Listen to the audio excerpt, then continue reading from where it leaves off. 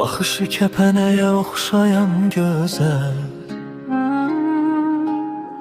sənə baxmağıma heyfim gəlir.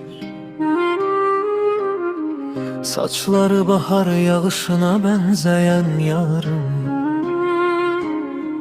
sənə baxmağa heyfim gəlir. Durub saatlarla o ağ üzünə, susan dodağına heyfim gəlir. Nə gözəl yaradıb yaradan səni, ağaclarda açan çiçəklər kimi. Zərifsən, qəşəngsən böcəklər kimi. Mən səni sevmişəm bahar gələndə, ömrümün ömürlük baharsan sən. Sən mənim yarımsan, bilirəm bunu. Köksümdə yerləşən ürəyim kimi.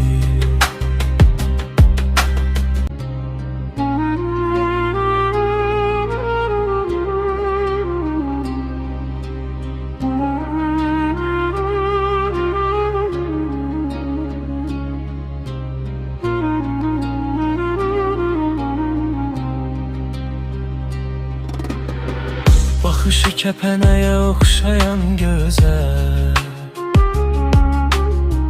sənə baxmağıma heyfim gəlir. Saçları bahar yağışına bənzəyən yarım, sənə baxmağa heyfim gəlir. Durub saatlarla o ağ üzünə,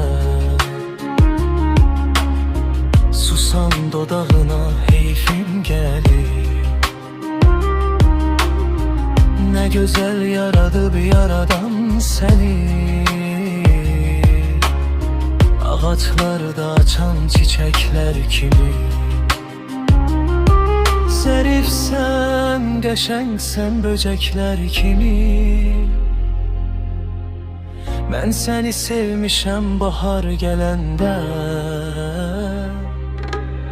ömrümün ömürlük baharsan sən. Sən mənim yarımsan, bilirəm bunu. Köksündə yerləşən ürəyim kimi.